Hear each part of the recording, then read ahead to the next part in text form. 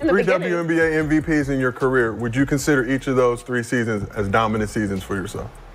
No. I can't, bro. Sheryl Swoopes is willing to lie about her own career before she even admits that Caitlyn is dominant. The Indiana Fever are that golden destination, and I can't help but laugh to the fans and the people online and the media commentators, unfortunately, who said that nobody wanted to play in Indiana. That doesn't make any sense. Hold up, folks, because the basketball world just witnessed a prediction go down in flames so spectacularly it's become a viral sensation. Remember Sheryl Swoopes, the WNBA legend who puffed out her chest and confidently declared that nobody, and we mean nobody, would want to play for the Indiana Fever alongside rookie sensation Caitlin Clark? Yeah, well, that take aged about as well as milk left out in the summer sun. Sheryl Swoopes isn't just wrong, she's experiencing a full-blown credibility crash out as the Indiana Fever pull off one of the most stunning free agency coups in league history. People in the Fever were like, y'all. That's not my point. There's a lot of other shit going on that players are like, this ain't where I want to be.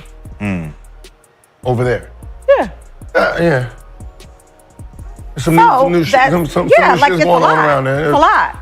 So you have players that are very significant on this Indiana Fever team that are like, I don't want to be here. This is where I want to be. Let's rewind for a second. Just months ago, Sheryl Swoopes, with the air of someone dropping absolute truth bombs, insisted the Indiana Fever were a basketball wasteland. She painted a picture of a locker room in disarray, a team so undesirable that top-tier free agents would rather, frankly, play anywhere else. She confidently stated that Caitlin Clark, despite her college dominance, wouldn't magically transform the Fever into a destination. The media echoed some of these sentiments, the online chatter was skeptical, and Swoopes stood firm, seemingly unshakable in her assessment. Nobody wants to play in Indiana, she essentially proclaimed. Famous last words, it turns out. Stephanie White came in and said, okay, hold up.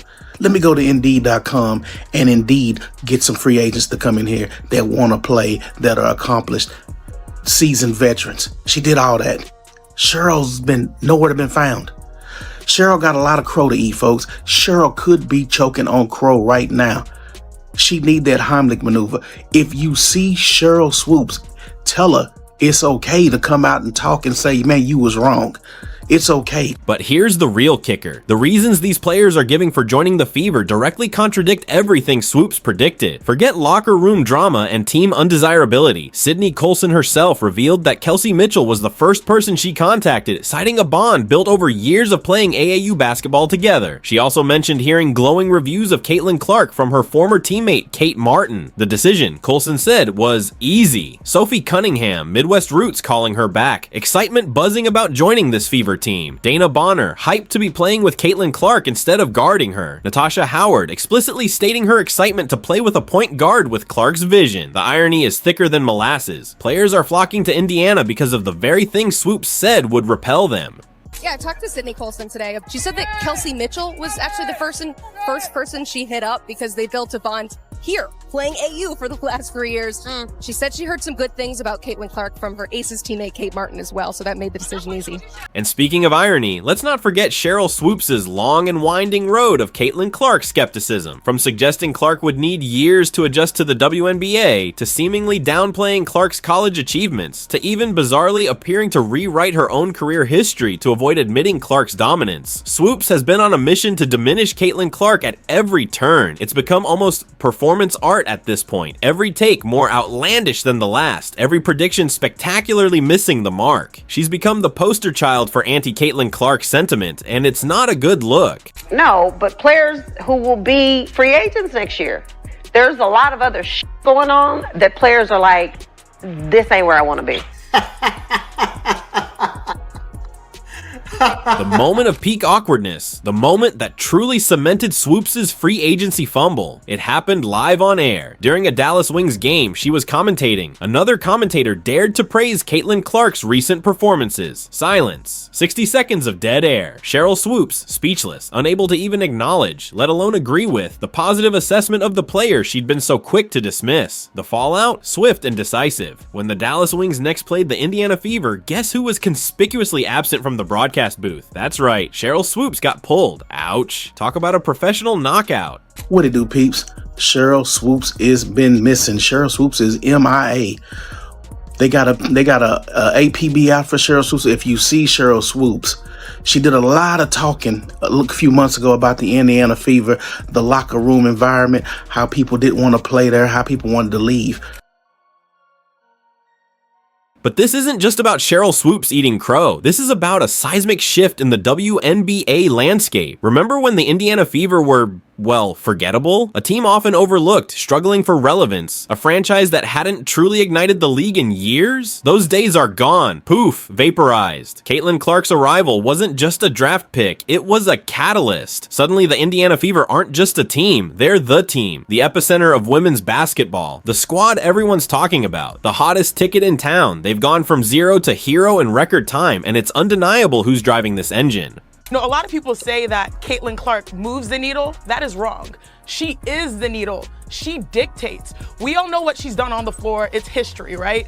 But off the floor, my goodness. And just when you thought the drama couldn't get any juicier, enter A'ja Wilson, the so-called face of the WNBA, and shall we say, a member of the anti-Clark brigade. Imagine her waking up one morning, scrolling through social media, and bam! Headline, A'ja Wilson's best friend, Sydney Colson, signs with Indiana Fever. Talk about a reality TV plot twist. Your closest confidant, the person in your corner, just jumped ship to join forces with the very player you've been seemingly trying to downplay. The betrayal, the drama, the sheer awkwardness of it all. While A'ja Wilson might be tweeting cryptic messages about crying and pretending everything is fine, the truth is, the Aces dynasty, once seemingly invincible, is starting to look a little shaky. Key players are leaving, the vibe seems off, and meanwhile, in Indiana, further, when a game that Sheryl Swoopes was calling for the Dallas Wings, where the commentator was talking about how great Caitlin Clark had been playing, Sheryl Swoopes, silent for 60 seconds, didn't even want to address it. And it got so bad that the game that Dallas then went to play against the Indiana Fever and Caitlin Clark, after the domination of the Chicago Sky, Sheryl Swoopes got pulled from the broadcast. Meanwhile, in Indiana, Caitlin Clark isn't just a rookie sensation, she's a gravitational force. Players aren't just joining the Fever, they're being pulled to the Fever, drawn in by Clark's undeniable talent, her infectious enthusiasm, and the clear vision Stephanie White and the front office are building. They see the sold-out arenas, the record-breaking viewership, the unstoppable momentum. They see the future, and the future is wearing an Indiana Fever jersey. Caitlin Clark isn't just moving the needle, she is the needle, dictating the conversation, driving the excitement, and transforming the WNBA in real time. Her global recognition dwarfs that of many WNBA veterans combined, and it's not arrogance, it's just fact.